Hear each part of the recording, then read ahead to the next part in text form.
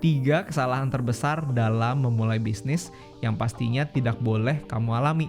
Apa aja itu? Langsung kita bahas yuk. Let's go.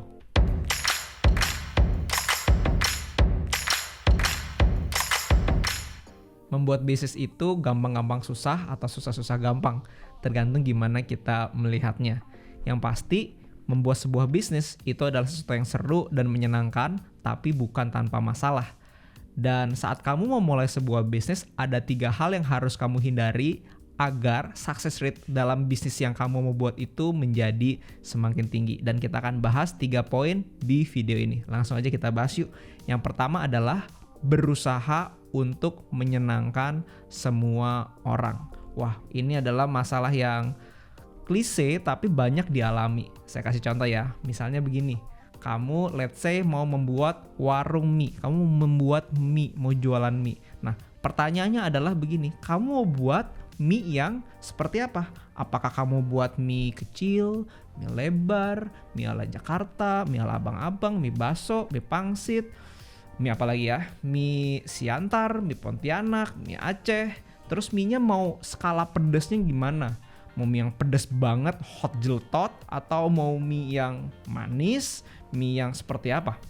Well, kalau misalnya kamu buat mie yang terlalu pedas, bisa jadi ada orang yang komplain, aduh mie apaan ini pedas, gue gak bisa makan, misalnya gitu ya. Tapi kalau kamu bilang mie-nya ini lebih plain, let's say, mungkin ada orang juga yang bilang mie-nya gak ada rasanya gitu.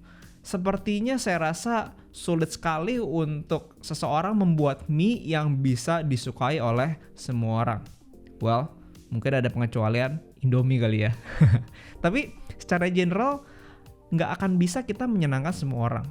Ada segmen-segmennya, ada orang yang suka mie-nya misalnya mie yang pedes banget, misalnya mie hot jeletot. Wah, oke aja, boleh aja. Nah, ya udah, layanilah segmen yang seperti itu. Mungkin ada orang yang suka mie-nya yamin ya, mie manis, mie yang pakai kecap. Saya suka yang model begitu. Well, ada segmennya. Ada orang yang sukanya mie baso dan ada yang suka mie model-model lain lagi. Nah, jadi kamu nggak bisa menyenangkan semua segmen customer.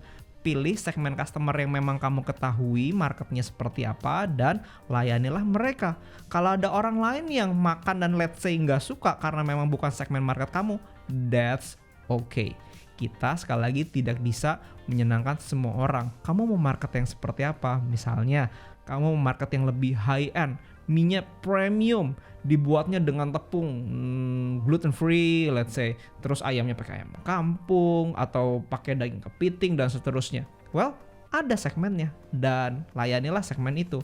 Tapi mungkin kamu bisa juga kamu buat mie yang let's say modelnya lebih ekonomis, misalnya mie yang harganya hanya Rp10.000 misalnya gitu. Well, kalau begitu tandanya kamu nggak bisa pakai ayam kampung, nanti modalnya nggak nyocok. Dan kamu nggak bisa pakai fasilitas yang terlalu banyak dengan AC dan seterusnya. Mungkin kamu akan buat dengan yang lebih ekonomis, dengan bahan-bahan yang let's say relatif lebih murah, karena kamu mau menyenangkan segmen customer yang seperti itu. And that's okay juga, jadi nggak ada salahnya. Tapi kamu nggak bisa membuat satu untuk semua. Nah, jadi itu adalah kesalahan pertama yang harus kita hindari. Sekarang poin yang kedua. Poin yang kedua adalah merasa bahwa uang adalah modal utama dalam memulai sebuah bisnis. Dan it's nothing further than the truth, karena uang bukanlah hal utama yang kamu perlukan dalam memulai sebuah bisnis. Seberapa sering kita dengar mungkin teman kita yang bilang, oh gue pengen bikin bisnis nih tapi modalnya nggak ada. Sering nggak teman-teman dengar hal seperti ini? Well, the fact is, uang itu bukan nomor satu. Nomor satu yang diperlukan adalah ide, bukan uang. Uang itu atau modal itu bisa kamu cari, apakah kamu pinjem, apakah kamu kerjasama, tapi yang lebih penting adalah idenya dulu. Kalau kamu memang punya sebuah ide bisnis yang sangat menarik, pasti akan banyak orang yang mau investasi di dalam bisnis kamu. Jadi kamu harus punya ide yang bagus dulu. Kalau kamu tidak mendapatkan pinjaman atau tidak mendapatkan pemodal, kamu juga tetap bisa membuat bisnis kamu sendiri dengan modal yang sangat-sangat minimum. Apalagi sekarang di era online, kamu bisa membuat semuanya itu dengan modal yang sangat-sangat kecil. Misalnya tadi contohnya mau membuat warung mie. Kalau dulu mungkin kita harus sewa kios, kita harus beli peralatannya, dan modalnya pasti sangat mahal, bisa belasan atau bahkan puluhan juta. Tetapi sekarang di era online, kamu bisa membuat warung mie dari rumah kamu sendiri. Misalnya dari dapur kamu membuat mie yang kamu pasarkan secara online.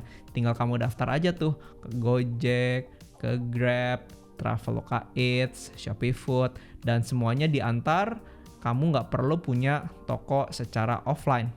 Dan kamu juga bisa pasarkan semuanya juga lewat sosial media kamu atau lewat media online. Kalau kamu memulai seperti itu, kamu bisa memulai dengan modal yang sangat-sangat kecil kan? Let's say kamu cuma perlu modal dari bahan bakunya saja dan beli packaging. Udah cuman itu aja dan itu bisa membuat kamu memulai bisnis perdana kamu. Poin yang ketiga adalah menunggu sampai merasa siap. Kalau ini sih nggak akan ada kata siap sih harusnya, karena kita akan selalu ada dengan kekhawatiran-kekhawatiran, dengan hal-hal yang meragukan, yang merasa mungkin kayak aku bisa nggak ya? Gimana kalau bisnis aku gagal? Gimana kalau aku modalnya habis atau nggak cukup? Gimana kalau nggak berhasil dan seterusnya? Well, ini adalah hal yang membuat orang jadi menunda dan menunda dan menunda. Untuk memulai sebuah bisnis itu, jatuh bangun adalah hal yang biasa. Well, bukannya semuanya juga akan selalu seperti itu. Misalnya, kalau kamu naik sepeda dan kamu jago naik sepeda sekarang, pasti akan dimulai dengan roda 4 dulu, let's say, atau kamu mulai dengan roda 2 yang kiri kanan mau jatuh, dan pasti ada saat-saatnya kamu jatuh dari sepeda. Dan itu adalah hal yang wajar kan? Atau mana ada chef yang nggak pernah kena luka di tangannya? Pasti chef semuanya pernah kena luka di tangannya karena kena pisau, dan itu adalah hal yang normal. Sama juga dalam bisnis, jatuh bangun dalam bisnis adalah hal yang biasa. Yang penting sambil melangkah, kamu sambil belajar baik dari pengalaman kamu sendiri maupun dari pengalaman orang lain.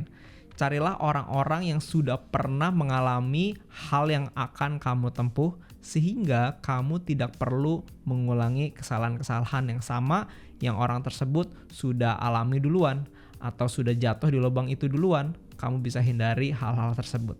Kalau kamu melakukan ini, kamu tanya kepada orang-orang yang lebih pengalaman dari kamu, itu akan mempercepat atau men-speed up proses kesuksesan dari bisnis kamu, karena kamu tidak perlu mengulangi kesalahan-kesalahan yang sama. Oke, jadi itu adalah 3 kesalahan terbesar dalam memulai sebuah bisnis. Kamu pernah mengalami nggak? Kalau mengalami yang mana? Tulis di kolom komentar ya. Semoga videonya bermanfaat dan see you on the next video. Thank you.